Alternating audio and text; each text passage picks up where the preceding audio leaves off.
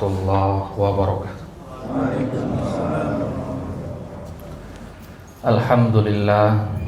Alhamdulillahi wa kafa, wassalatu wassalamu ala nabiyyinal mustafa wa ala alihi wa ashabihi ahli sidqi wal wafa wa man tabi'ahum bi ihsanin ila yaumiddin wa iktafa. Amma ba'd, fallah manfa'na bima 'allamtana wa 'allimna ma yanfa'una wa zidna ilman ya rabbal alamin. Bapak-bapak jamaah Masjid Baitur Rahman rahimani wa rahimakumullah, semoga Allah Subhanahu wa taala senantiasa melimpahkan karunia rahmat dan hidayatnya kepada kita semua. Alhamdulillah taala, di pagi hari yang mubarak ini insyaallah taala kita lanjutkan kembali pelajaran atau kajian tafsir Juz Amma, yang salah satu niat utama kita mempelajari tafsir Juz Amma ini jemaah sekalian adalah agar kita termasuk dalam golongan orang-orang yang disabdakan oleh Nabi SAW dalam sebuah hadis yang sahih riwayat Muslim dari sahabat yang mulia Abu Hurairah radhiyallahu taala anhu, "Man salaka tariqan yaltamisu fihi ilman sahalallahu lahu bihi tariqan ilal jannah." Barang siapa menempuh suatu jalan untuk mencari ilmu, untuk mempelajari kitabullah, untuk mempelajari sunnah Rasulullah sallallahu alaihi wasallam, maka Allah akan mudahkan baginya jalan menuju surga. Maka semoga kita semua yang hadir di pagi hari ini adalah orang-orang yang dimudahkan oleh Allah untuk menuju ke surganya Allah Subhanahu wa taala. Para ulama mengatakan min alamati sa'adatil abdi an yuyassirahu Allahu ila ta'ati wal amali salih. Di antara tanda bahagianya seorang hamba adalah ia dimudahkan untuk melakukan ketaatan-ketaatan. Di dalam Al-Quran Allah Subhanahu wa taala berfirman, "Fasanuyassiruhu lil yusra." Maka kami mudahkan ia untuk melakukan kebaikan-kebaikan. Maka dimudahkannya kita untuk ke masjid, menunaikan salat subuh secara berjamaah, ya, kemudian menghadiri majelis-majelis ilmu. Semoga ini adalah bentuk kemudahan yang Allah berikan kepada kita sebagai kabar gembira bagi kita di dunia ini. Nah, jadi jemaah sekalian, di pagi hari ini kita lanjutkan tafsir dari surat yang mulia, yaitu surat An-Nasr. Ya, di pertemuan-pertemuan sebelumnya kita sudah ambil dari surat An-Nas, kemudian ke atas surat Al-Falaq, ya, kemudian surat Al-Ikhlas, kemudian surat Al-Masad. Maka sekarang kita akan insyaallah bersama dengan surat yang agung ini, yaitu surat An-Nasr. Surat An-Nasr ini jemaah sekalian adalah di antara surat yang mulia dan kita semua insyaallah menghafalnya. Surat ini dikatakan oleh Al-Imam Ibnu Katsir rahimahullahu ta'ala bahwasanya dia ini ta'dilu ruba'al Quran. Dia dari sisi kandungan makna setara dengan seperempatnya Al-Quran. Ya. Kenapa begitu? Karena surat An-Nasr ini mengandung kabar gembira. Jadi Al-Quran ini jemaah sekalian, selain berisi ancaman bagi orang kafir, ada juga kabar-kabar gembira bagi orang-orang mukmin. Maka surat An-Nasr ini adalah salah satu surat yang berisi kabar gembira bagi kaum muslimin. Namun jemaah sekalian, uniknya surat ini meskipun hanya 3 ayat, terkumpul di dalamnya 2 hal yang secara zahir bertolak belakang. Yang pertama itu kabar gembira untuk kaum muslimin. Yang kedua, berita wafatnya Nabi sallallahu alaihi wasallam. Ya, ini kan dua hal yang zahirnya bertolak belakang ya.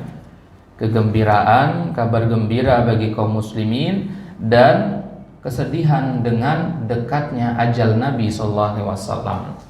Maka surat An-Nasr ini jemaah sekalian ketika turun ya, Ibnu Umar mengatakan bahwasanya surat ini adalah isyarat akan dekatnya ajal Nabi sallallahu alaihi wasallam. Dikala itu ketika surat An-Nasr ini turun, para sahabat secara umum bergembira.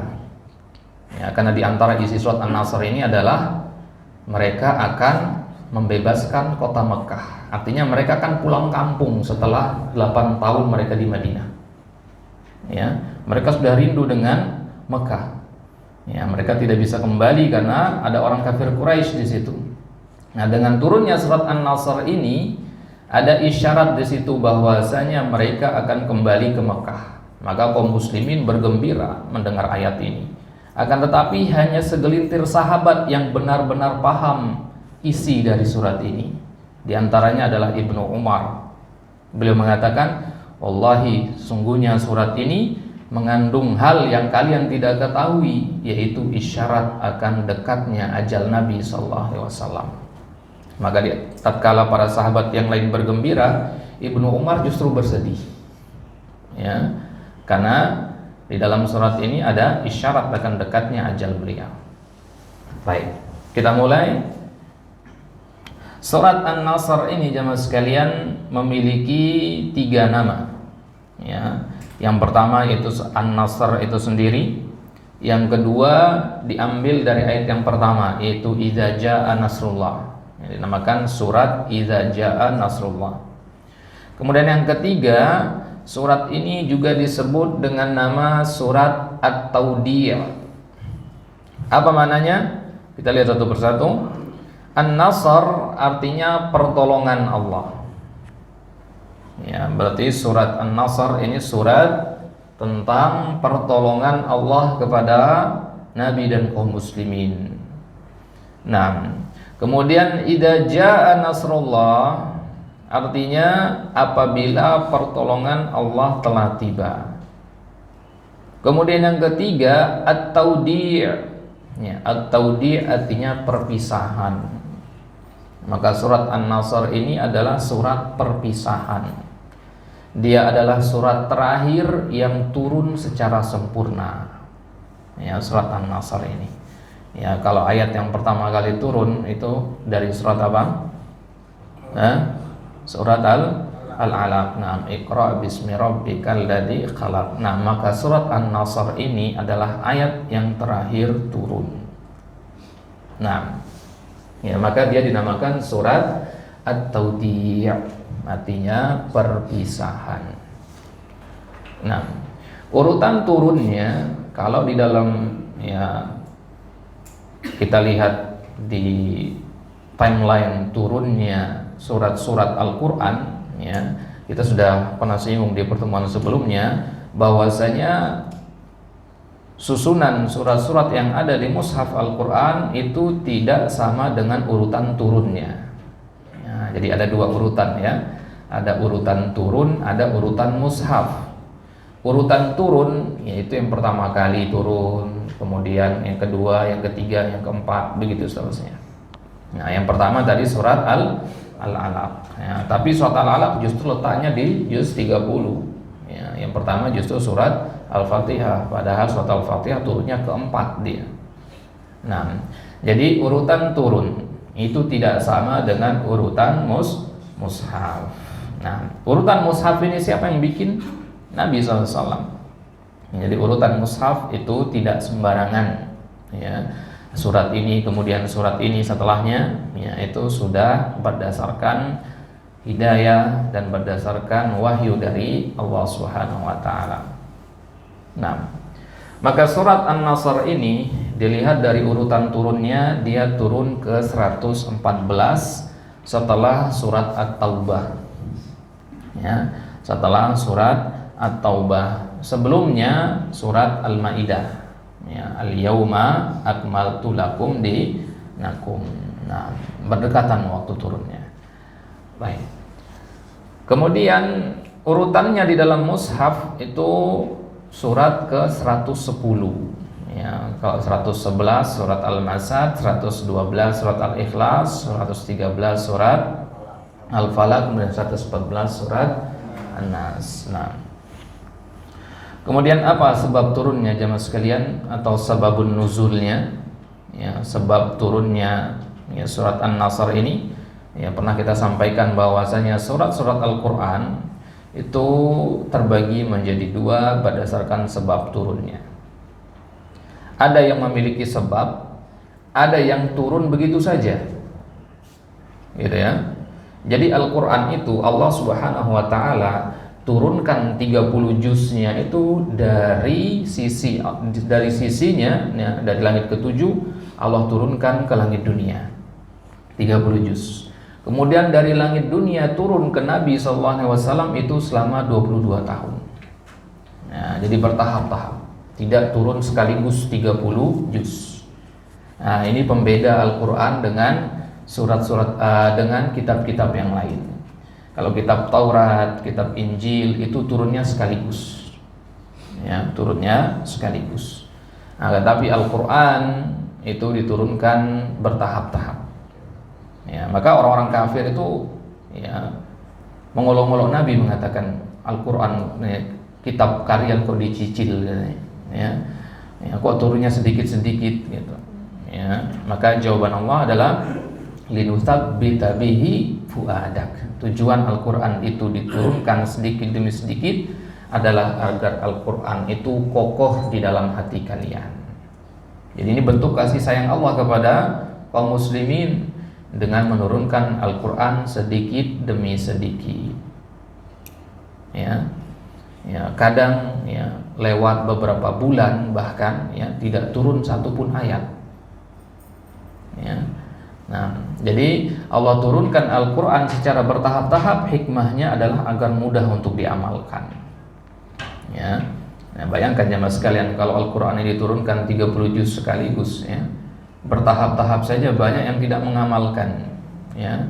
Bertahap-tahap saja banyak di antara kaum muslimin yang seumur hidup belum pernah mengkhatamkan Al-Quran, apalagi tahu isi dan kandungannya ya. Nah ya, maka Allah turunkan Al-Quran ini secara bertahap-tahap selama 22 tahun itu ya, turunnya ada yang tiba-tiba begitu saja, ada juga yang turunnya dilatar belakangi oleh sebuah peristiwa. Ya, semisal surat At-Tahrim misalkan, itu teguran kepada Nabi ya, karena saking sayangnya beliau ke istri-istri beliau, beliau mengatakan saya nggak akan minum madu ya, demi mengutamakan istri-istri beliau. Ya, karena istri-istri beliau suka dengan madu. Nah, maka turunlah surat At-Tahrim. Wahai Nabi, kenapa engkau haramkan sesuatu yang Allah halalkan atasmu? Ya, dan seterusnya. Ini adalah latar belakangnya. Ya. Nah, surat yang seperti ini namanya sababi, namanya surat sababi dari kata sebab. Ya, jadi ada sebab yang latar belakanginya. Ada juga surat-surat Al-Quran yang turun begitu saja, dan ini yang lebih banyak. Ya, di antaranya adalah surat Al-Fatihah. Ya, surat Al-Fatihah itu turun begitu saja tanpa ada sebuah peristiwa yang melatar belakanginya. Nah, maka jamaah sekalian, kenapa kok setiap kita membahas tafsir dari sebuah surat kita sebutkan sebab turunnya jika ada? Karena tidak akan sempurna pemahaman kita terhadap suatu ayat atau suatu surat tanpa kita mengetahui sebab turunnya. Gitu ya. Jadi kita harus tahu dulu sebab turunnya, baru kemudian kita baca tafsirannya dan kita ambil kandungan-kandungan hukumnya, baru bisa kita terapkan. Ya. Nah, di zaman sekarang banyak orang yang melakukan kesalahan atau salah dalam menafsirkan Al-Quran disebabkan tidak membaca ya, sebab turunnya terlebih dahulu. Baik. Maka surat An-Nasr ini ada beberapa versi sebab turunnya. Yang pertama adalah surat An-Nasr ini mengabarkan kemenangan dan masuk Islamnya orang-orang Arab secara berbondong-bondong. Ya. Jadi tadinya orang Arab itu terpecah menjadi 3 kelompok. Kelompok yang pertama yang beriman kepada Nabi SAW. Kelompok yang kedua yang ingkar dan memusuhi dakwah Nabi SAW. Dan kelompok yang ketiga ini netral, nunggu mereka. Ya, mereka nunggu kalau seandainya Nabi ini setiap hari makin bertambah pengikutnya, barulah mereka masuk Islam. Ya, mereka nunggu terjadi peristiwa Fathu Makkah ini.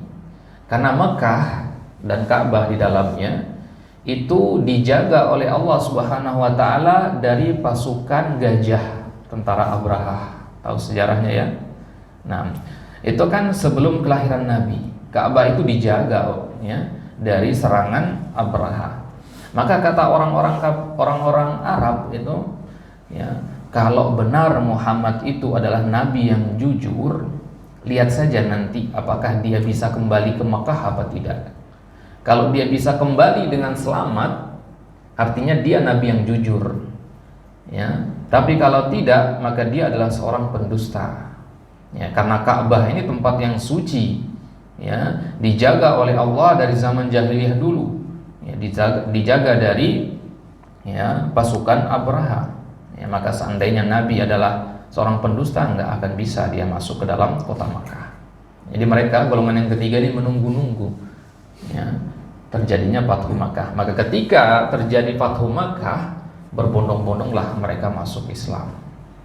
Ya, karena mereka sudah melihat buktinya. Baik.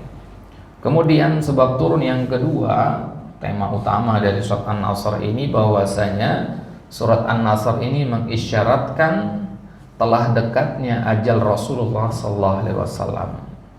Nah, disebutkan dalam beberapa riwayat Nabi SAW setelah turun ayat ini hidup sekitar 80 hari.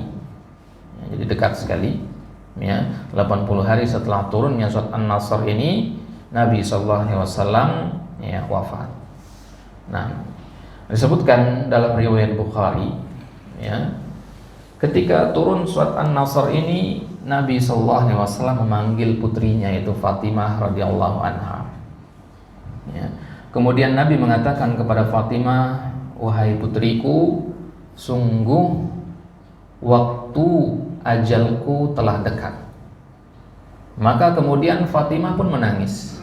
Ya, ayah kesayangannya akan meninggal, siapa yang tidak sedih? Fatimah menangis di situ. Maka kemudian Rasulullah menghiburnya, mengatakan, la tabki, ya, janganlah engkau menangis wahai Fatimah. Ya, fa innaki awwalu luhuqan bi min ahli. Karena engkau adalah yang pertama kali menyusulku dari keluargaku. Maka kemudian di situ Fatimah pun tersenyum. Ya, maka sahabat yang hadir di situ tidak mendengar percakapan Nabi dan Fatimah. Jadi mereka hanya melihat ekspresi Fatimah. Kenapa Fatimah yang pertama kok ya, sedih, menangis, kemudian ekspresinya berubah menjadi senang. Ya, para sahabat pun bertanya, wahai Fatimah, ya kenapa kok tadi ketika Nabi membisikkan kepadamu ya, ke telinga sebelah kanan engkau malah menangis, ketika membisikkan ke telinga sebelah kiri engkau tertawa. Maka diceritakan oleh Fatimah ya, isi ucapan Nabi SAW tadi. Baik. Nah, ini kaitan utamanya dengan sebab turun surat An-Nasr ini. Baik. Kemudian surat An-Nasr ini jemaah sekalian merupakan jenis surat Madaniyah. Ya, apa itu surat Madaniyah? Surat yang turun setelah hijrah. Nah, jadi patokan atau penggolongan Makkiyah dan Madaniyah itu berdasarkan waktu, bukan berdasarkan tempat. Ya, memang Madaniyah itu dari kata Madinah. Ya, bukan berarti semua surat yang turun di Madinah itu adalah Madaniyah, tidak. Ya, jadi patokannya adalah kepada ya waktu hijrah Nabi SAW. Yang turun sebelum Nabi hijrah itu namanya Makkiyah, juz 30, ini mayoritasnya Makkiyah.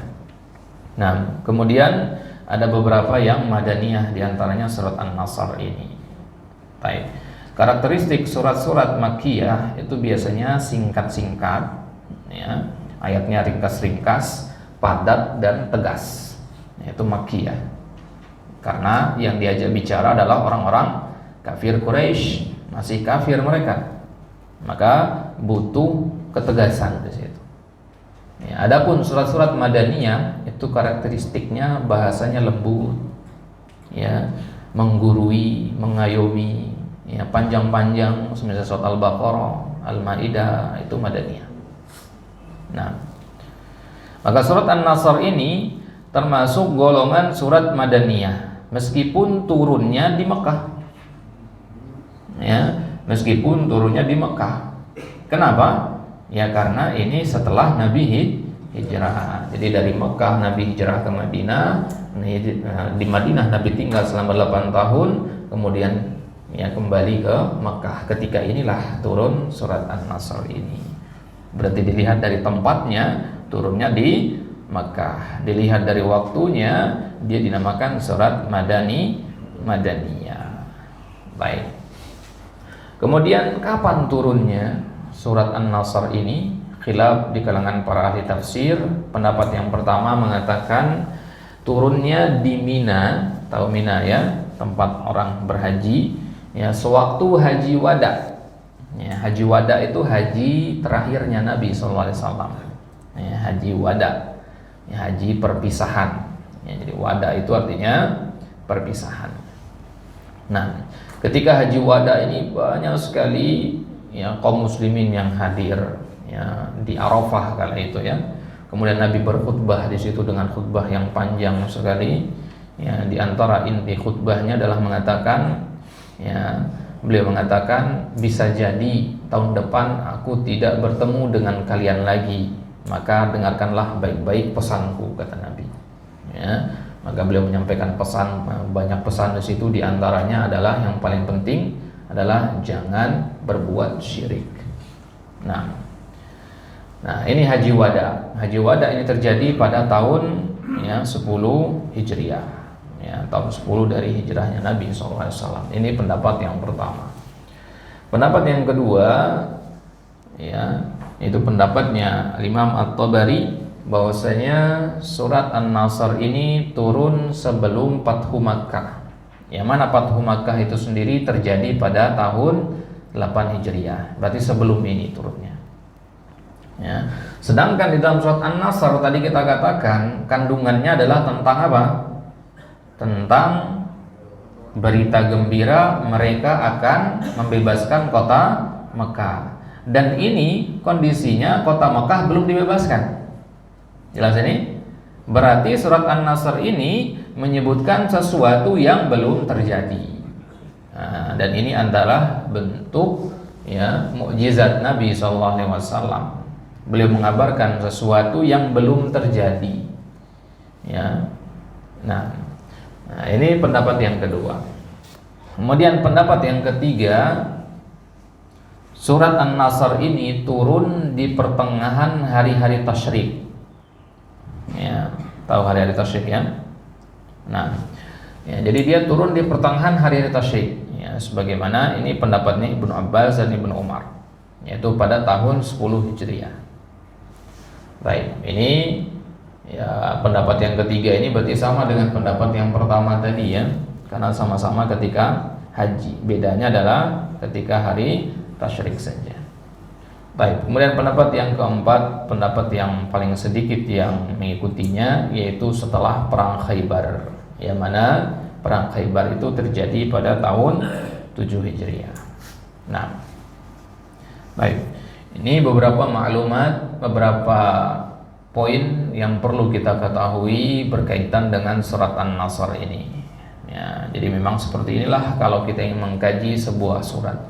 Kita harus tahu dulu ya sebab turunnya, jenisnya apa, ya, kemudian urutan turunnya berapa, keberapa, dan waktu turunnya kapan. Ya, jadi semua surat yang kita ingin pelajari kita harus tahu dulu informasi-informasi ini. Nah, barulah kemudian kita masuk ke tafsirannya. Baik, kita mulai. Bismillahirrahmanirrahim. Idza jaa nasrullahi wal fath wa ra'aitan nasa yadkhuluna fi dinillahi afwaja fasabbih bihamdi rabbika wastaghfir innahu kana tawwaba. Sebelum kita masuk ke penafsirannya, perhatikan dari sisi tilawahnya, ya, sering orang terjatuh kepada kesalahan ketika membaca surat ini. Salah satunya adalah menghilangkan dhamir ha di kalimat wastaghfir. Ya, fasabbih bihamdi rabbika wastaghfir. Ro terakhirnya keliru. Yang benar ada ha-nya di situ. Wastaghfir. Wastaghfir ada ha sedikit. Nah, innahu kana tawwaba. Yang benar tawwaba. Sering kita dengar orang membaca innahu kana tawwaba. Ba. Nah, itu keliru. Ya, yang benar tawwaba. Mat riwat di situ, bukan ba. Ya. Kalau ba berarti ada huruf tambahannya, huruf hamzah di situ. Nah, sedangkan tidak ada namanya penambahan satu huruf pun di dalam Al-Qur'an. Ya. Jadi tawwaba, ya, ba fathah. Baik. Surat ini terdiri dari 3 ayat. Ya. Dia lebih ringkas, di bawahnya surat Al-Kautsar. Ya, inna a'tainakal kautsar. Nanti kita akan lihat korelasinya dengan surat Al-Kautsar, dengan surat Ad-Duha, ya, dan surat Maryam. Baik. Allah Subhanahu wa taala berfirman di ayat yang pertama, "Idza jaa nasrullahi wal fath." Ya, perhatikan kita bahas kata per kata di sini. Ya, idza, ya, bagi yang pernah belajar bahasa Arab ini namanya, ya, dzarfiyah. Ya, artinya apabila. Ya, bukan artinya jika di sini, ya. Ya, diartikan, ya, kalau kita lihat di kitab terjemahan itu banyak mengartikan jika, dan itu kurang pas. Yang benar adalah apabila. Apabila jaa, ya, jaa artinya telah datang. Maka idza jaa artinya apabila telah datang. Apa yang telah datang itu? Nasrullahi. Nasru, ya, pernah kita dengar orang namanya Nasruddin, ya. Nasruddin, Nasr itu yang pertolongan, ad-din artinya agama. Maka Nasrullah berarti artinya apa? Pertolongannya Allah. Nah, ya. Bagaimana hukum menamakan anak dengan nama Nasruddin? Boleh atau tidak? Nah, menamakan anak dengan Nasruddin boleh atau tidak? Nah, boleh, ya, karena, ya, kaidahnya dalam memberi nama buat anak adalah jika tidak mengandung unsur penghambaan kepada selain Allah maka boleh.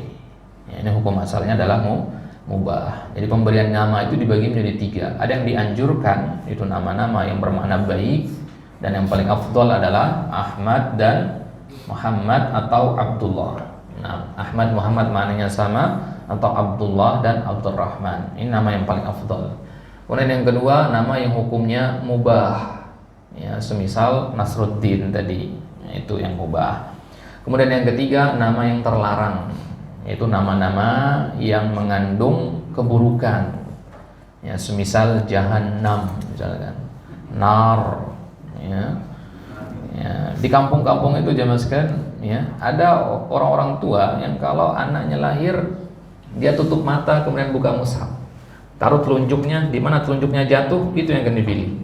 Nah, bayangin kalau ada turunnya Al-Kafirun ya, atau Jahannam begitu kan.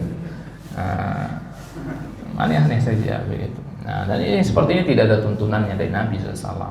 Ya, di Al-Quran itu kan temanya banyak di situ, ya. Ya, ya. Jadi jangan kita berpikir oh mentang-mentang ini Al-Quran berarti maknanya baik. Ya, banyak tema dalam Al-Quran masalahnya. Ada tentang azab di situ, ada tentang hukuman bagi orang-orang kafir, ya, macam. Nah, maka memberi nama, kalau kita tidak tahu nama yang baik untuk anak-anak kita atau calon anak misalkan, ya, maka konsultasi kepada ahli ilmu, kepada para ulama, kepada para asatizah, ya, sebagaimana ini kebiasaan para sahabat dulu.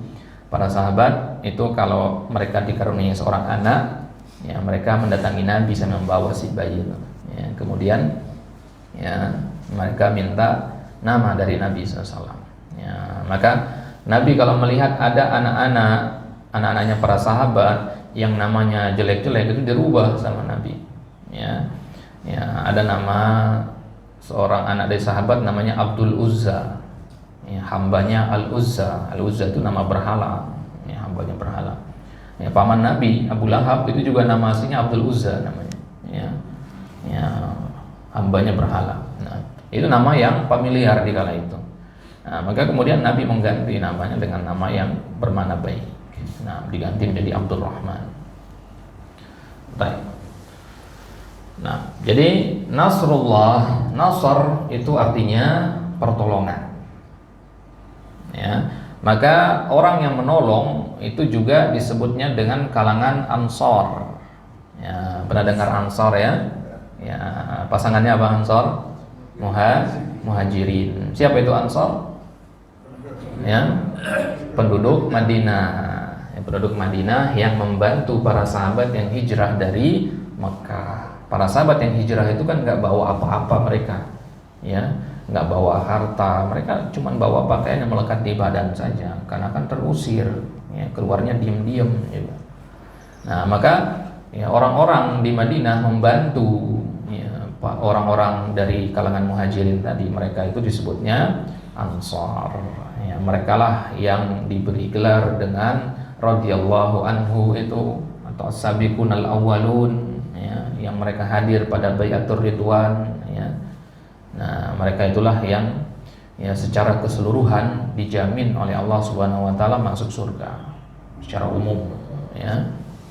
Nah, di dalam ayat dikatakan laqad radhiyallahu 'anil mu'minina id yubayyi'unaka tahta asy-syajarah. Allah telah ridho kepada orang-orang yang beriman. Ya, Allah sudah memberikan stempel ridho di situ. Bayangin jemaah sekalian, kalau ya kita tahu Allah sudah ridho kepada kita, apalagi yang kita harapkan dari dunia ini. Ya, cita-cita tertinggi seorang muslim adalah mendapatkan ridho Allah Subhanahu wa taala. Ya, karena kalau Allah sudah ridho kepada seorang hamba, maka tidak ada lagi yang perlu dikhawatirkan dari dunia ini. Karena pasti urusannya dipermudah oleh Allah. Ya, akhir hidupnya pasti akan baik. Ya, tempat kembalinya juga pasti ke tempat yang paling baik. Nah, jadi Ansar itu berasal dari akar kata Nasr ini. Ya, Nasr itu artinya pertolongan.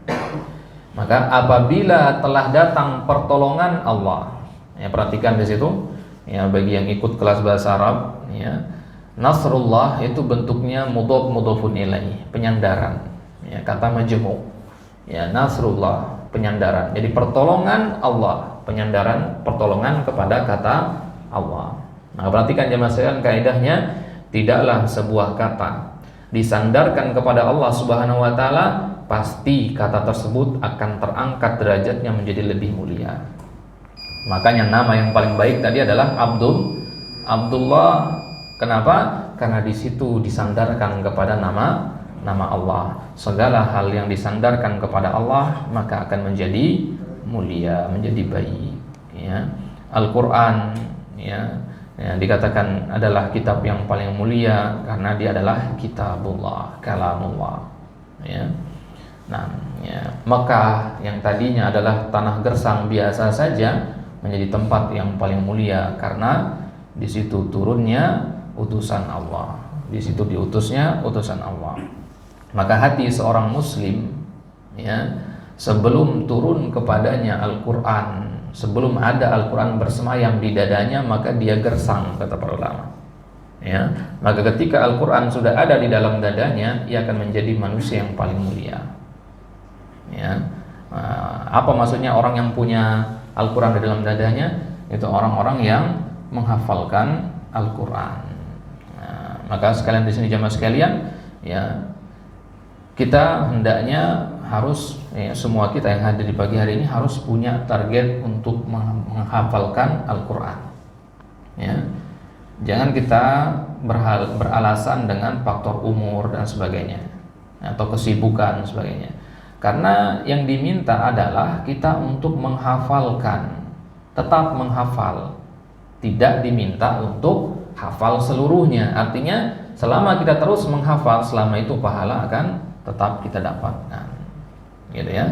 Bisa hafal alhamdulillah, ya.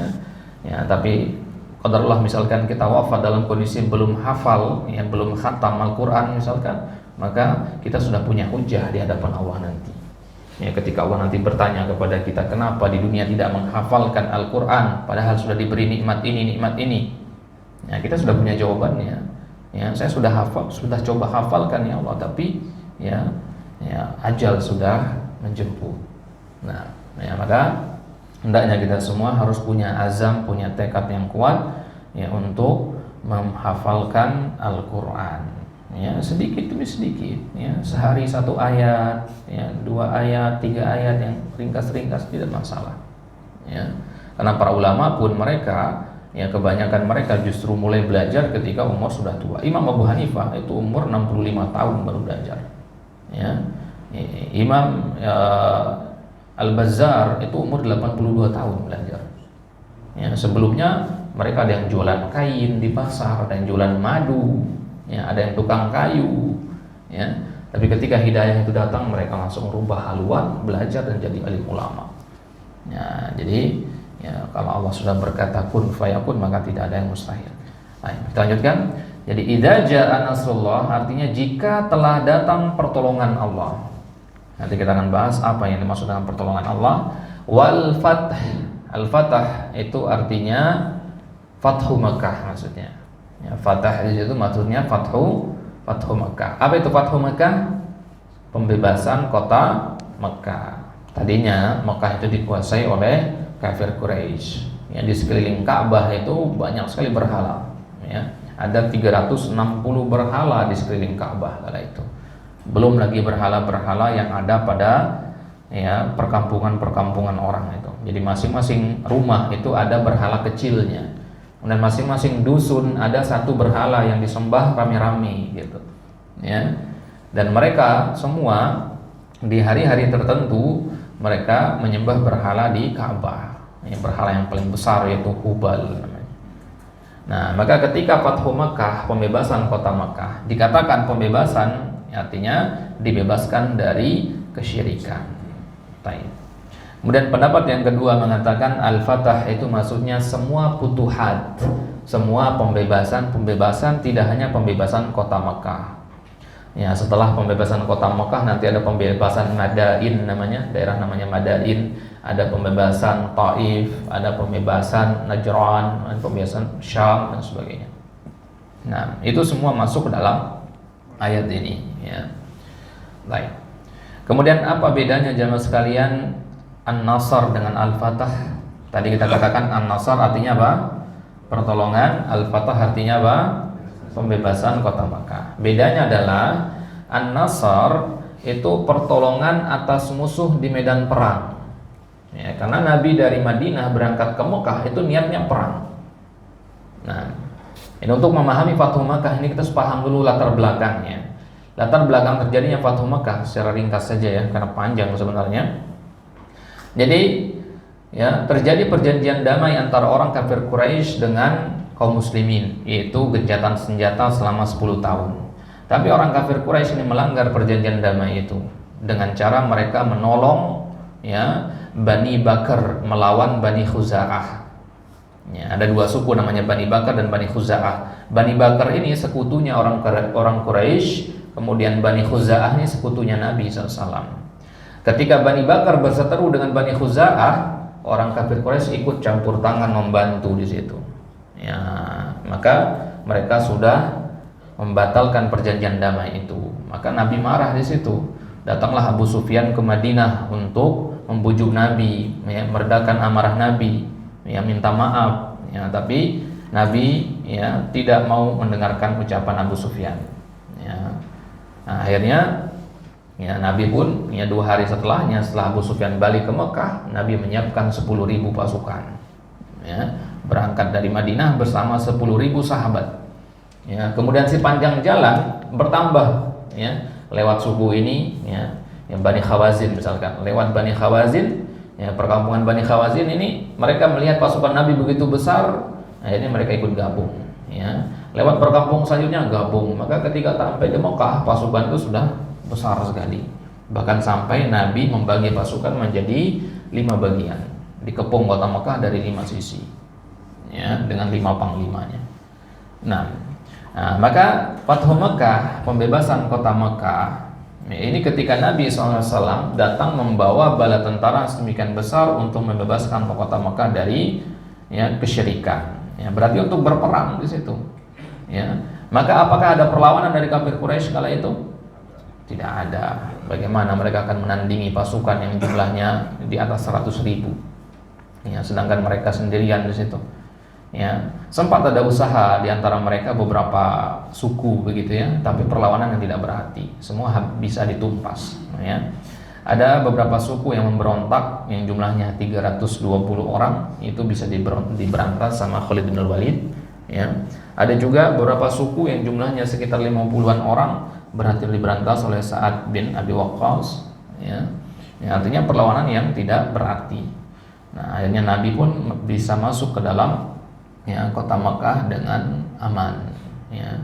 Ya, maka seluruh orang-orang kafir Quraisy kala itu masuk ke rumah masing-masing, menutup pintu, ya. Sepi kota Makkah. Nabi berjalan, ya, sendirian ke Ka'bah. Begitu sampai di Ka'bah, Nabi hancurkan berhala-berhala yang ada di situ, kemudian beliau sholat sunnah 8 rakaat, ya, bentuk syukur beliau. Nah, jadi An-Nasr itu adalah pertolongan Allah, ya, kepada Nabi SAW dalam menghadapi kafir Quraisy. Kemudian Al-Fatah itu buah dari pertolongan tadi, yaitu pembebasan kota Makkah. Nah, pembebasan kota Makkah itu adalah buah atau hasil dari An-Nasr itu. Baik. Kemudian apa pelajaran yang bisa kita petik dari ayat yang pertama ini? Yang pertama adalah perlu kita ketahui bahwasanya pertolongan dan kemenangan itu semata-mata berasal dari Allah Subhanahu wa taala. Ya, karena dikatakan di ayat tadi Nasrullah. Ya, bukan Nasr saja ya, tapi Nasrullah. Bukan pertolongan saja, tapi pertolongan Allah. Ini menunjukkan bahwasanya pertolongan itu, ya, adalah berasal dari Allah Subhanahu wa taala. Maka jangan sampai kita meminta pertolongan dari selain Allah Subhanahu wa taala. Baik. Kemudian, ya, pelajaran yang kedua bisa kita ambil adalah ayat yang pertama ini merupakan bukti kebenaran Al-Qur'an. Kenapa? Karena apa yang dikabarkan oleh Al-Qur'an kemudian benar-benar terjadi, yaitu Makkah benar-benar dibebaskan. Ya, jadi Fathu Makkah belum terjadi, sudah turun surat An-Nasr ini menurut pendapat yang kedua tadi. Nah, baik. Maka di sini Al-Qur'an telah menyebutkan sebuah peristiwa yang belum terjadi. Baik. Kemudian pelajaran yang ketiga yang bisa kita ambil adalah bahwasanya kemenangan yang sebenarnya adalah kemenangan di jalan Allah. Ya, kemenangan apapun selain kemenangan di jalan Allah, maka itu adalah kemenangan yang semu semata. Baik. Nah, kemudian ayat yang kedua dari surat An-Nasr, yaitu firman Allah Subhanahu wa taala, wa ra'aitan nasa. Wa artinya dan, ra'aita, ya, engkau melihat. Ya, melihat di sini kata para ulama bisa diartikan juga mengetahui. Ya, melihat itu tidak hanya dengan mata, tapi juga dengan pikiran, gitu ya. Kalau melihat dengan mata, ya, itu namanya ru'yah. Ya, itu namanya ru'yah, ru'yatul hilal, melihat dengan mata. Tapi kalau melihat dengan pikiran itu namanya ro'yu namanya. Ya, itu namanya ro'yu, atau sering kita dengar ro'i, ya, ro'i sama. Baik. Jadi wa ra'aitan nas, kata para ulama, bisa ru'yah, bisa ro'yu di sini. Ya, dan engkau telah melihat. Engkau di sini maksudnya Nabi SAW. Dan engkau wahai Muhammad telah melihat an-nas. Apa arti an-nas? Manusia. Ya, manusia di kala itu maksudnya secara umum. Yadkhuluna artinya masuk atau memeluk. Memeluk apa? Fi dinillah, memeluk agama Allah. Ya. memeluk agama Allah. Afwaja, secara afwaja. Afwaja artinya jamaat, ya, berbondong-bondong. Ya. Kalau sebelum Fathu Makkah, orang masuk Islam itu masih diam-diam, sedikit-sedikit jumlahnya. Ya, 3 orang, 4 orang, ya, paling banter satu keluarga yang masuk Islam. Ya, maka setelah Fathu Makkah itu per suku masuk Islamnya, ya, satu suku masuk Islam sekaligus, ya, satu kampung begitu. Baik. Ya, jadi agama Allah di sini maksudnya apa? Yaitu al-Islam. Ini disebutkan dalam surat Ali Imran, innad dina indallahil Islam. Sungguhnya agama yang diridhoi di sisi Allah hanyalah al-Islam. Nah, jadi sedikit faedah jemaah sekalian, kalau kita mendengar kata ad-din di dalam Al-Qur'an, ya, atau kita mendengar kata dalam bahasa Arab yang selalu diterjemahkan menjadi agama. Jadi ad-din tadi artinya apa? Agama. Ya. Maka ad-din ini memiliki nama-nama lain. Di antaranya adalah al-iman. Ya, jadi iman itu kadang juga artinya adalah agama. Semisal di ayat fa akhrajna man kana fiha minal mu'minin. Kami keluarkan dari perkampungan tersebut, ya, orang-orang yang beriman, maksudnya orang-orang yang beragama. Nah, jadi beriman kadang juga diartikan dengan beragama. Kadang juga as-sirat, ya, as-sirat artinya jalan, bisa juga diartikan dengan agama. An-nur, cahaya. Ya, semisal ketika Allah mengatakan liyutfi'u nurallah, mereka ingin memadamkan cahaya Allah, maksudnya memadamkan agama Allah. Cahaya Allah maksudnya agama Allah. Al-huda, petunjuk. Petunjuk juga kadang diartikan dengan agama. Al-urwah, al-urwah artinya ikatan. Ya. Faqad istamsaka bil urwatil wuthqa. Ya, disebutkan di dalam Sahih Al-Bukhari dari seorang sahabat yang bernama Amr ibn Salimah. Beliau mengatakan, wa kanatil arabu talawwamu bi islamihim al-fatha. Orang-orang Arab kala itu mereka menunggu-nunggu atau menunda-nunda masuk Islam sampai terjadinya Fathu Makkah. Mereka mengatakan utrukuhu wa qaumahu, ya, tinggalkan Muhammad dan kaumnya. Fa innahu in dhahara alaihim fahuwa nabiyyun shadiq. Kalau Muhammad nanti menang melawan orang-orang kafir Quraisy, berarti benar dia nabi yang jujur. Nah, jadi mereka bilang kalau ada orang-orang yang mau masuk Islam, mereka akan bilang jangan masuk Islam dulu, belum tentu benar Muhammad ini, gitu kata mereka. Ya, ya, tentu ini keliru. Falamma kanat waqa'atu ahli al-fathi badara kullu qaumin bi islamihim, maka ketika terjadi Fathu Makkah dan peristiwa Fathu Makkah ini tersebar, ya, ke seluruh penjuru Arab kala itu, ya, maka orang-orang pun dari suku-suku yang ada di Arab berbondong-bondong untuk masuk Islam. Wa badara abi bi qaumi bi islamihim, maka kemudian bapakku yaitu Salimah namanya, ya, ya, dia mengajak kaumnya untuk segera masuk Islam. Baik. Apa pelajaran yang kita bisa ambil dari ayat yang kedua tadi? Yang pertama, bahwasanya kebangkitan Islam itu jamaah sekalian hanya bisa diperoleh dengan perjuangan yang tidak sebentar dan kesabaran yang besar. Ya, kita lihat Nabi SAW, ya, di Madinah 8 tahun baru kemudian Mekah berhasil dibebaskan. Ya, berarti tidak, ya, dakwah itu tidak instan, gitu. Hasilnya tidak langsung bisa kita lihat. Ya, Nabi harus menunggu sampai 8 tahun baru bisa terjadinya Fathu Makkah itu. Dan Fathu Makkah ini menandai kebangkitan Islam. Ya, Islam menjadi agama yang besar, agama yang kuat, yaitu setelah terjadinya Fathu Makkah ini. Nah, maka, ya, kalau kita ingin membangkitkan kembali Islam dan berjaya sebagaimana di zaman Nabi dan para sahabat dahulu, maka yang pertama harus kita miliki adalah kesabaran, ya, semangat juang yang tinggi dan kesabaran yang besar. ya, karena butuh waktu lama untuk bisa kita petik hasilnya. Baik. Kemudian yang kedua, kebenaran pasti akan menjadi terang dan jelas di tengah-tengah manusia. Ya, yang tadinya Nabi SAW diusir dari kota Mekah, sekarang Nabi kembali ke kota Mekah dan berdiri berkhutbah di hadapan orang-orang kafir Quraisy dalam keadaan semua mereka tertunduk, tidak ada berani satupun mengangkat kepala. Ya, mereka sudah siap-siap menunggu akan dipenggal. Ya, karena mereka ingat dulu apa saja yang telah mereka lakukan kepada Nabi SAW. Maka Nabi teriak di hadapan mereka, ya, berkhutbah dengan suara yang lantang, ya ma'syara Quraisy, ya ma tarawna anni fa'ilun bikum, kira-kira menurut kalian apa yang akan saya lakukan kepada kalian?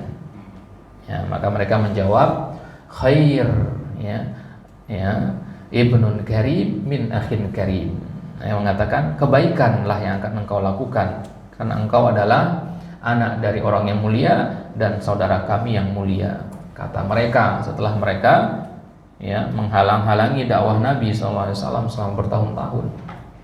Ya, maka kata Nabi, ya, dan ucapan ini adalah ucapan yang tercatat dalam telinga orang-orang kafir Quraisy kala itu. Ya ma'syar Quraisy, ya idhabu fa antumut tulaqa, pergilah semua kalian semua bebas. Enggak langsung bubar mereka karena enggak percaya. Ya, karena mereka sudah pasrah menunggu untuk dipenggal kala itu. Karena sudah kalah, ya.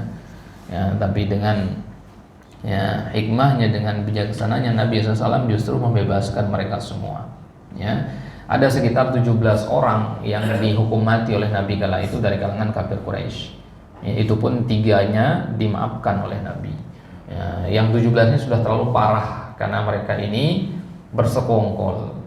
Ya, mereka ini pura-pura masuk Islam, tapi ketika Fathu Makkah mereka membelok. Gitu. Nah, ya, kemudian faedah yang ketiga yang bisa kita ambil dari ayat yang kedua ini, bahwasanya hasil dari dakwah tidak selamanya bisa dirasakan dalam waktu dekat. Baik. Kemudian ayat yang ketiga, yaitu ayat yang terakhir dari surat An-Nasr, firman Allah Subhanahu wa taala, fasabbih bihamdi rabbika wastaghfir innahu kana tawwaba. Fasabbih, maka bertasbihlah, bihamdi rabbika, dengan memuji Rabbmu, wastaghfir, dan minta ampunlah, innahu kana tawwaba, sesungguhnya ia adalah Rabb yang maha penerima taubat. Nah, ya, jadi ada 2 hal yang diperintahkan oleh Allah dalam ayat ini. Yang pertama apa? Untuk bertasbih, ya. Yang kedua untuk apa? Minta ampun, ya. Bertasbih dan minta ampun. Apa yang dimaksud dengan bertasbih, jamaah sekalian? Ya. Tasbih adalah ucapan subhanallah. Kalau diterjemahkan ke bahasa Indonesia apa? Subhanallah, maha suci Allah. Nah, definisinya dalam bahasa Arab, tasbih itu adalah tanzihullahi ta'ala amma la yaliqu bijalalihi. Kita mensucikan Allah dari hal-hal yang tidak pantas baginya. Ya, maka ketika kita melihat orang-orang melakukan kesyirikan, ini kan tidak pantas. Ya, maka kita mengatakan subhanallah. Ya, kalau kita lihat hal-hal yang buruk dan itu tentu tidak pantas disandingkan dengan Allah Subhanahu wa taala, kita katakan subhanallah. Tapi kalau kita melihat hal-hal yang indah, kita katakan apa? Masya Allah. Jangan ketukar, ya. Hal-hal yang indah nanti bilangnya subhanallah, ya kurang pas, ya. Nah, jadi hal-hal yang indah kita katakan Masya Allah, ya. Masya Allah artinya adalah sebagaimana yang Allah kehendaki. Artinya seindah apapun hal yang kita lihat, itu indah dikarenakan memang Allah menghendakinya begitu. Nah, jadi tasbih itu artinya adalah pensucian. Kita mensucikan Allah dari hal-hal yang tidak pantas. Bihamdi rabbika, hamdi itu artinya pujian. Ya, sebagaimana di surat Al-Fatihah, alhamdulillahirabbil alamin. Apa maksudnya pujian dalam bahasa Arab? As-sana'u alaihi bil kamal ma'al mahabbati wat ta'zim. yaitu kita memuji kesempurnaan Allah didasari oleh cinta dan pemuliaan. Ini namanya alhamdu. Kita puji Allah atas dasar cinta dan pemuliaan. Ya. Kalau ada raja yang zalim misalkan, rakyatnya memuji dia, tapi apakah pujian ini tulus? Tidak, karena takut dihukum, makanya dipujilah rajanya di situ atau menjilat di situ. Nah, maka yang seperti itu bukan alhamdu namanya. Karena alhamdu itu harus didasari oleh rasa cinta dan pemuliaan kepada yang dipuji. Ya. Nah, maka karena kecintaan dan karena ingin memuliakan Allah lah kemudian terucap kalimat alhamdulillah. Ya. Nah, ketika kita mendapatkan sebuah nikmat dari Allah Subhanahu wa taala, kita disunnahkan untuk mengucapkan alhamdulillah. Ini tujuannya apa? Agar kita ingat bahwasanya nikmat ini adalah berasal dari sisi Allah Subhanahu wa taala. Ya, agar jangan kita menisbatkan nikmat itu kepada usaha kita sendiri, agar kita tidak termasuk golongan orang-orang yang semisal seperti Qarun. Ya, Qarun ketika didakwahi dia mengatakan kekayaan ini saya dapat ya karena kecerdasan saya. Maka kemudian Allah azab tenggelamkan dia beserta harta-hartanya ke dalam bumi. Jadilah harta karun sekarang ya. Qarun. Baik, wastaghfir. Kemudian kita diminta untuk beristighfar di situ. Istighfar artinya talabul maghfirah, meminta ampunan. Apa itu ampunan? Sering kita katakan semoga Allah mengampunimu, semoga Allah memberikan ampunannya. Apa yang maksud dengan ampunan? Ampunan maksudnya adalah satrullahi ala abdihi dzunubah, yaitu Allah menutupi dosa-dosa hambanya atau menghapusnya atau memaafkannya. Nah, ini namanya ya, ampunan. Ya, ini namanya maghfirah. Ya, jadi ada pemaafan, al-afu itu pemaafan, tapi al-maghfirah levelnya lebih tinggi. Kalau pemaafan itu dosanya masih ada, cuman Allah maafkan. Kalau maghfirah itu dosanya sudah bersih, dihapus oleh Allah. Ya. Nah, maka maghfirah inilah yang sering kita dengar dalam kalimat-kalimat istighfar, astaghfirullah dan sebagainya. Ya, kita keluar dari kamar mandi, gufronak, itu maghfirah semua. Ya. Nah, ketika kita mengucapkan kalimat istighfar, astaghfirullah, itu kita sedang meminta kepada Allah untuk dihapus dosa-dosa dan kesalahan kita yang tanpa bersisa sedikit pun. Itulah penjabaran dalam doa iftitah ya, yang sering kita baca ya. Apa bunyinya? Doa iftitah apa bunyinya? Doa yang paling sahih itu pernah kita bahas, ada 6 redaksi doa iftitah. Yang paling sahih adalah apa? Allahumma ba'id baini wa baina khotoyaya kama ba'adta bainal masyriqi wal maghrib. Ya Allah, jauhkan jarak antara diriku dengan dosaku sejauh barat dan timur. Ya Allah, cucilah diriku dari dosa-dosaku dengan air, dengan salju, dengan embun. Nah, ini kan inti dari sebenarnya adalah minta ampun di situ. Nah, dijabarkan dalam doa iftitah itu. Nah, innahu kana tawwaba. Tawwaba itu artinya maha penerima taubat. Ya, taubat itu sendiri artinya kembali. Maka orang yang bertaubat artinya dia kembali kepada Allah Subhanahu wa taala. Maka para ulama, para ahli hikmah mengatakan ketika seorang hamba merasa bahwasanya Allah itu jauh, ya, maka pertanyaannya, siapakah yang menjauh? Ya, apa maksudnya di sini ya? Allah tidak pernah menjauh dari kita, tapi kitalah yang menjauh. Ya, makanya di dalam banyak ayat Allah Subhanahu wa taala perintahkan kita untuk bertaubat. Ya alladzina amanu tubu ilallah. Bertaubatlah kepada Allah, kembalilah kepada Allah. Ya, maka tawwaba itu artinya senantiasa menerima taubat berulang-ulang. Berarti taubat itu tidak hanya sekali dua kali, tapi senantiasa berulang-ulang. Melakukan dosa, bertaubat, dosa, taubat, dosa, taubat. Ya. Nah, itu yang disebut dengan tawwabin.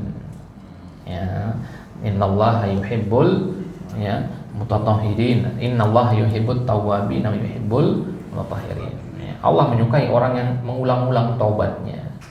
Ya. Baik, beda antara taibin dengan tawwabin ya. Taibin nanti orang bertaubat sekali, 2 kali. Ya, tapi kalau tawwabin senantiasa mengulang taubatnya. Ya. Ya tentu jangan kita pahami di sini berarti sengaja melakukan kesalahan biar bertobat lagi, bukan. Ya, itu tidak dinamakan taubat karena syarat dari taubat adalah ya harus ada rasa menyesal, harus ada ya ikrar untuk tidak mengulanginya kembali. Baik.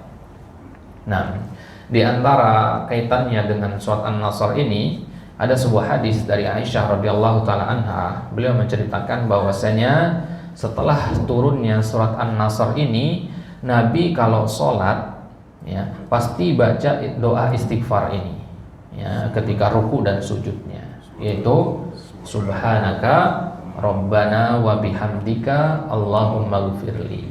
Ada beberapa versi ya, tapi intinya sama. Subhanaka rabbana itu tasbih ya. Bagian pertama ini tasbih ya. Subhanaka rabbana ini tasbih, wa bihamdika ini tahmid, pujian, Allahumma ghfirli ini istighfar. Maka dalam doa yang ringkas ini terkumpul 3 zikir di situ ya, tasbih, tahmid dan istighfar. Nah itulah yang dikandung oleh ayat tadi ya, yang dikandung oleh ayat yang ketiga ini. Baik ya. Ustaz, Nah. Nabi membaca itu ketika turun surat An-Nasr itu atau setelah penaklukan Makkah. Nah itu kan waktunya ini kan duluan turun ayat baru penaklukan Makkah. Ada riwayat enggak? Ada keterangan enggak tentang Nabi melaksanakannya itu? Nah, Melaksanakan ucapan dan subhanallahumma rabbana walhamdulillahumma. baik. Jadi apakah Nabi membaca doa tadi subhanaka rabbana wa bihamdika allahumma ighfirli itu setelah Fathu Makkah atau sebelum sebelum turun surat An-Nasr? Maka ada riwayat yang lain. Kalau yang kita baca tadi dari Aisyah tadi itu riwayatnya Tirmizi, ada riwayat dari Abu Daud yang lebih jelas di situ mengatakan ya setelah turunnya surat An-Nasr. Ya, setelah turunnya surat An-Nasr. Tapi kan kembali lagi tadi kan kita sebutkan ada perbedaan pendapat tentang kapan turunnya surat An-Nasr. Ada yang mengatakan sebelum Fathu Makkah, ada yang mengatakan setelah Fathu Makkah. Nah, kembalinya ke situ dia. Nah, jadi kita perhatikan di ayat ini tadi, di ayat pertama, di ayat kedua itu kan menggambarkan tentang bahwasanya ada kemenangan, ada pertolongan yang Allah berikan. Ya, maka kemudian ayat yang ketiga ini kok kita diperintahkan untuk istighfar di situ. Ya, nah, maka di sini para ulama menyimpulkan bahwasanya amalan yang baik itu hendaknya ditutup dengan istighfar. Makanya sholat, puasa, zakat, ya, dan ibadah-ibadah yang lainnya kita senantiasa tutup dengan istighfar. Selesai salat wajib, ya zikir yang kita baca pertama kali apa? Astagfirullah, bukan Al-Fatihah, bukan la ilaha illallah. Ya, maka zikir yang sesuai dengan sunnah, sesuai dengan ajaran Nabi SAW adalah dengan istighfar, bukan dengan alhamdulillah. Ya, istighfar. Kenapa jemaah sekalian? Ya, karena istighfar kan artinya minta ampun ya. Ya, ketika kita selesai sholat, tapi kok kita minta ampun, bagaimana? Selesai sholat tapi minta ampun. Ya, maksudnya adalah kita minta ampun dari kesalahan-kesalahan dan kekurangan-kekurangan dalam sholat kita. Ya, tidak mungkin kita bisa sholat sempurna 100% sebagaimana yang kehendaki oleh Allah. Pasti ada saja ya, yang kurang di situ. Ada saja ikhtilas dari syaitan, pencurian dari syaitan. Ya, ada saja kadang kita ngelamun, misalkan sampai lupa jumlah rakaat. Ya, kadang mikir ya, hal-hal yang berkaitan dengan duniawi, padahal kita sedang ya berdiri di hadapan Allah. Banyak sekali ya, bentuk-bentuk ikhtilas dari syaitan ketika sedang sholat. Nah, maka amal-amal baik yang kita lakukan hendaknya senantiasa kita tutup dengan istighfar. Ya, juga untuk menghindarkan dari perasaan bangga diri karena sudah beribadah. Wah, saya sudah sholat ini, wah ahli surga saya. Ya, bukan begitu ya. Merasa sudah mendapatkan jaminan surga kalau sudah melakukan suatu ibadah, maka ini keliru. Ya, maka kata para ulama, ya, min alamati qabulil hasanati al hasanatu ba'daha. Di antara tanda diterimanya amal yang baik adalah kita termotivasi untuk melakukan amal baik selanjutnya. Ya, maka di antara tanda diterimanya sholat kita adalah kita termotivasi untuk zikir setelah sholat, kemudian sholat sunnah setelahnya. Nah, ini adalah tanda insya Allah sholat kita diterima oleh Allah Subhanahu Wa Taala. Baik. Kemudian yang kedua, bertasbih dan memuji Allah adalah bentuk syukur atas segala nikmat dari Allah. Jadi setelah Allah berikan nikmat kepada Nabi Sallallahu Alaihi Wasallam berupa Fathu Makkah, ya, pertolongan dalam menghadapi kafir Quraisy, kemudian di dalam surat Ad-Duha, ya, Allah berikan penjagaan kepada Nabi Sallallahu Alaihi Wasallam. Alam yajidka yatiman fa'awa, ya. Ya, Allah dapati engkau dalam keadaan yatim, kemudian Allah rawat engkau. Ya, surat Ad-Duha itu isinya seperti itu, ya, tentang rezeki nikmat yang Allah berikan kepada Nabi SAW. Di surat Al-Kautsar Allah berikan, ya, Al-Kautsar di situ, ya, Al-Kautsar, telaga Kautsar, ya, atau kebaikan yang banyak. Ya, di surat yang lain juga begitu, banyak sekali kebaikan dan nikmat yang Allah berikan kepada Nabi SAW. Ya, itulah kenapa di antara cara kita bersyukur atas nikmat itu adalah dengan bertasbih dan memuji Allah dalam salat, ya, dalam salat, dan memperbanyak. Kata Ibnu Hajar ketika mensyarah hadis yang berkaitan dengan ini, beliau mengatakan, ya, banyak-banyak bertasbih dan memuji Allah ketika salat. Kapan itu? Ketika ruku dan sujud. Makanya Nabi ketika Fathu Makkah, beliau sholat sampai 8 rakaat di situ. Ya, 2 rakaat salam, 2 rakaat salam, dan di setiap rukunya dan sujudnya beliau bertasbih dan memuji Allah. Ya. Bagaimana redaksinya? Bebas. Yang penting ada kalimat subhanallah, ya, ada kalimat alhamdulillah. Ya. Ya, itu kalimat tasbih itu, ya. Tasbih dan, ya, pujian atau tahmid. Baik. Kemudian faedah yang ketiga yang bisa kita ambil adalah Allah Maha penerima taubat hamba-hambanya. Nah, kemudian ini sudah habis waktunya, ya? Sudah habis. Kita ambil secara ringkas. Ini lebih lengkapnya nanti bisa dicek di grup, ya. Sudah anak kirimkan ke grup filenya, bisa dilihat di situ nanti. Mungkin kita akan bertanya ketika membaca ayat tadi, kenapa Nabi SAW diminta untuk beristighfar? Kan beliau adalah, ya, seorang Nabi yang maksum, ya, terjaga dari kesalahan beliau. Lantas istighfarnya Nabi itu untuk apa? Ya, istighfar artinya minta ampun. Ampunan untuk apa? Maka jawabannya kata Imam At-Tabari, yang pertama, ya, beliau beristighfar di situ tujuannya adalah untuk memintakan ampunan bagi umatnya, bagi kita semua. Ya.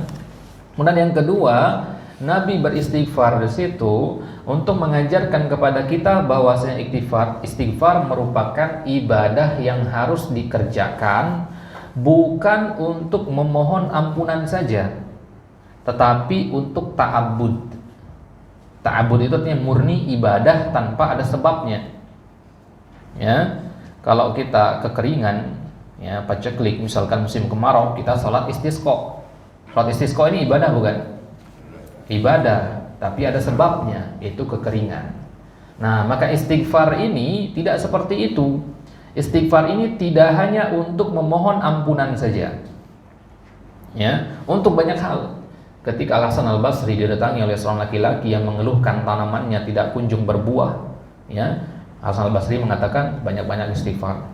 Datang orang yang kedua mengeluh kepada Al-Hasan Al-Basri, istrinya tidak kunjung-kunjung hamil, sudah bertahun-tahun nikah. Maka Hasan Al-Basri mengatakan banyak-banyak istighfar. Ya, orang yang ketiga datang mengeluhkan banyaknya hutang, ya, dia terlilit hutang. Maka kata Hasan Al-Basri banyak-banyak istighfar. Ya, maka muridnya Hasan Al-Basri heran, kenapa 3 kasus, ya, 3 permasalahan kok solusinya sama, itu istighfar. Ya, maka kemudian Hasan Al-Basri membawakan ayat, faqultu astaghfiru rabbakum innahu kana ghaffara. Ya, yursilis samaa 'alaikum midrara wa yumdidkum bi amwalin wa banin wa yaj'al lakum jannatin wa yaj'al lakum anhara. Ya, itu balasan bagi orang-orang yang beristighfar. Ya, Allah berikan anak keturunan, Allah berikan rezeki, ya Allah alirkan air-air di ladangnya. Ya. Ya, itu semua karena istighfar. Nah, maka ya jangan kita pahami atau jangan kita batasi istighfar itu hanya ketika kita melakukan dosa dan meminta ampunan saja. Istighfar itu adalah ibadah, ya, bisa kita niatkan untuk berbagai macam hal. Ya, kita sedang sedih, sedang ada masalah apapun itu, beristighfar. Ya, semoga dengan itu Allah berikan jalan keluar. Kemudian yang ketiga, apa maksud dari istighfarnya Nabi? Maksudnya adalah untuk mengingatkan umat, ya, mengingatkan kita agar kita jangan merasa aman dari dosa sehingga meninggalkan istighfar. Karena Nabi saja yang maksum, yang dosa-dosanya sudah diampuni, yang dahulu maupun yang akan datang, beliau tetap beristighfar dalam satu hari 100 kali. Ya, padahal beliau ya maksum. Baik. Dan yang keempat, karena Nabi merasa kurang dalam mensyukuri nikmat-nikmat Allah yang begitu banyak. Ya, musibah yang dialami oleh Nabi banyak, tapi nikmat-nikmat yang Allah berikan kepada beliau ya lebih banyak lagi, sehingga Nabi merasa bahwasanya ibadah yang telah beliau lakukan itu kurang, begitu, sehingga butuh ditambal dengan banyak-banyak istighfar, gitu. Ya, maka ketika Nabi SAW sholat malam sampai kakinya merekah, ya, Aisyah pun bertanya, kenapa harus repot-repot seperti ini ya Rasulullah, bukankah dosa-dosamu telah diampuni? Maka kata Nabi, afala akunu abdan syakura, ya, tidakkah pantas aku menjadi hamba yang bersyukur? Ya, artinya bentuk syukur kita adalah justru dengan semakin giat dalam beribadah. Nah, kemudian di antara doa istighfarnya Nabi SAW, ya, yang bagus untuk semua kita hafalkan, ya, yaitu ya meskipun agak panjang ini ya silakan dihafalkan nanti. Allahumma ighfirli khati'ati wa jahli wa israfi fi amri wa ma anta a'lamu bihi minni. Allahumma ighfirli jiddi wa hazli wa khata'i wa amdi wa kullu dhalika indi. Allahumma ighfirli ma qaddamtu wa ma akhartu wa ma asrartu wa ma a'lantu wa ma anta a'lamu bihi minni. Antal muqaddim wa antal muakhir wa anta ala kulli syai'in qadir. Ini diantara doa bentuk istighfarnya Nabi SAW yang sering sekali beliau ulang, sehingga para sahabat banyak yang hafal karena saking seringnya Nabi mengulang-ulangnya. Ya, meskipun doa istighfar ini berada di bawahnya Sayyidul Istighfar. Tahu Sayyidul Istighfar ya? Allahumma anta rabbi itu ya. Nah, ini di bawahnya dari sisi keutamaan. Ya. Ada yang sudah hafal ini atau familiar dengan istighfar ini? Belum ya? Nah, ya. Ya, ini silahkan dihafalkan nanti ya, atau kalau tidak bisa hafal ya dibaca berulang-ulang ya. Kita terjemahkan ringkas ya. Ya Allah, ampunilah kesalahan-kesalahanku dan ketidaktahuanku. Ya, dan ampunilah sikap berlebihanku dalam segala urusanku, dan ampunilah aku dalam segala hal yang Engkau lebih mengetahui daripadaku. Ya Allah, ampunilah kesungguhan maupun bercandaku, serius ataupun bercanda, wa khata'i wa amdi, keliru sengaja ataupun tidak, wa kullu dzalika indi, semua itu berasal dariku. Allahumma ighfirli ma qaddamtu wa ma akhartu, ya Allah, ampunilah aku apa yang telah aku lakukan dan apa yang ya akan aku lakukan. Wa ma asrartu wa ma a'lantu, ampunilah apa yang aku sembunyikan ataupun apa yang aku tampakkan, dan ampunilah apa-apa yang Engkau lebih mengetahuinya daripadaku. Antal muqaddimu wa antal muakhir, Engkau yang terdahulu dan Engkau yang terakhir. Wa anta ala kulli syai'in qadir, dan Engkau maha mampu atas segala sesuatu. Nah, istighfar ya, itu akan semakin agung di sisi Allah jika di dalamnya terkandung makna at-tadzallul, penghinaan diri. Nah, itulah yang dikandung dalam doa ini. Kenapa doa-doa itu agung di sisi Allah, di antaranya sayyidul istighfar? Karena ada kandungan tazallul, penghinaan diri. Kenapa surat Al-Ikhlas mulia di sisi Allah? Karena di situ ada penghinaan diri kita di hadapan Allah. Kenapa ayat kursi ayat yang paling mulia? Karena di situ ada pengakuan akan kebesaran Allah. Artinya kita mengakui bahwasanya diri kita hina dan kecil di hadapannya. Kenapa surat Al-Fatihah adalah surat yang paling mulia? Karena di dalamnya kita meminta tolong kepada Allah. Artinya kita butuh kepada Allah. Artinya kita itu lemah di hadapan Allah Subhanahu wa taala. Pengakuan atas kerdilnya kita di hadapan Allah. Kemudian sebagai penutup kita bawakan 4 hal ini disebutkan oleh As-Sa'di dari penafsiran surat Thaha, sebab-sebab diturunkannya ampunan bagi seorang hamba itu ada 4. Yang pertama taubat. Itu artinya dia banyak beristighfar, kembali kepada Allah. Maka ini sebab diturunkannya ampunan yang pertama. Kemudian yang kedua keimanan, pembenaran maksudnya. Senantiasa membenarkan apa-apa yang dibawa oleh Nabi SAW. Ini adalah sebab diturunkannya ampunan. Kemudian yang ketiga amal soleh. Amal soleh yang kita lakukan itu merupakan sebab diturunkannya ampunan oleh Allah kepada kita. Kemudian yang keempat istiqomah. Senantiasa istiqomah, konsisten di atas jalan kebenaran juga merupakan sebab diturunkannya ampunan Allah Subhanahu wa taala. Kita konsisten menghadiri majelis-majelis ilmu, konsisten sholat berjamaah ke masjid, maka harapkanlah di balik amalan tersebut agar kita diberikan ampunan oleh Allah Subhanahu wa taala. 4 sebab ini terkumpul di dalam ayat di surat Thaha ayat 82, wa inni laghaffarun. Sungguhnya aku Maha Pengampun. Bagi siapa? Liman taba, bagi mereka yang mau bertaubat, yang mau kembali kepadaku, wa amana, dan mau beriman, wa amila salihan, dan mau beramal saleh, tsumma tada, kemudian dia istiqamah. Nah, ini 4 ini merupakan sebab-sebab diturunkannya ampunan. Maka kalau kita bertanya-tanya, bagaimana caranya atau apa yang saya harus usahakan agar saya mendapatkan ampunan Allah Subhanahu wa taala, maka ingatlah baik-baik ayat ini. Wallahu taala a'la wa alam. Ini yang bisa kita sampaikan berkaitan dengan tafsir surat An-Nasr. Insyaallah taala di kesempatan selanjutnya kita lanjutkan di surat yang selanjutnya, yaitu surat Al-Kafirun. Baik. Sallallahu ala nabiyina Muhammadin wa ala alihi wa sahbihi wasallam. Nah, silakan.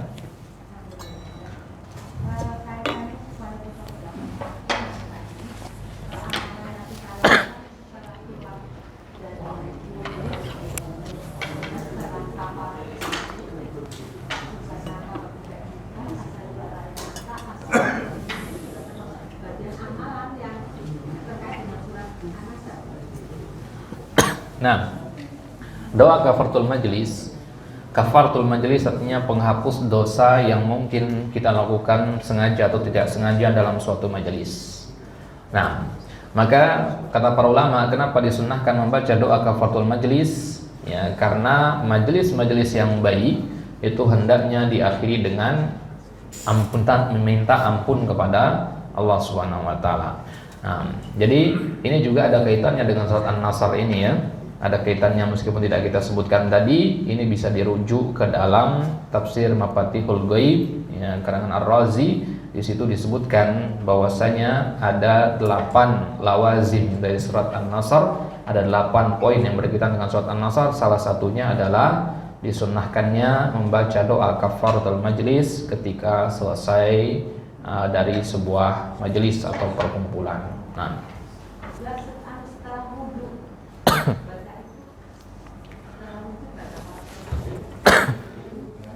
doa setelah wudu, boleh nggak baca doa kafaratul majlis setelah wudu begitu? Nah, doa kafaratul majlis itu kan intinya adalah menghapus dosa. Jadi sebenarnya dia sama dengan istighfar. Cuman dikhususkan setelah majelis. Nah, jadi kalau setelah wudu bukan sudah ada doa tersendiri untuk setelah wudu. Nah, kalau setelah wudu kan wudu itu adalah toharoh, pensucian diri. Nah, maka yang kita butuhkan setelah itu adalah tauhid. Nah, itu kalimat syahadatain. ya, dalam doa setelah wudhu itu. Asyhadu an la ilaha illallah, itu yang ditekankan di situ ya. Nah, bagaimana kalau kita ingin membaca doa kafaratul majlis? Maka sebenarnya tidak masalah, tapi jangan sampai kita meninggalkan yang dicontohkan oleh Nabi. Ya, jadi kalau mau membaca doa kafaratul majlis silahkan, karena di sini ada keluasan, tapi kedepankan dulu yang diajarkan oleh Nabi SAW. Setelah salat berjamaah juga boleh kita baca zikir apapun, doa apapun boleh, bahasa apapun boleh, tapi kedepankan zikir-zikir yang diajarkan oleh Nabi dulu. Ya, gitu ya, diprioritaskan agar tidak sunnah itu ya, lantas mati karena kita memilih doa-doa yang lainnya. Nah, Allah Ta'ala alam. Baik, ada pertanyaan lain? Silakan.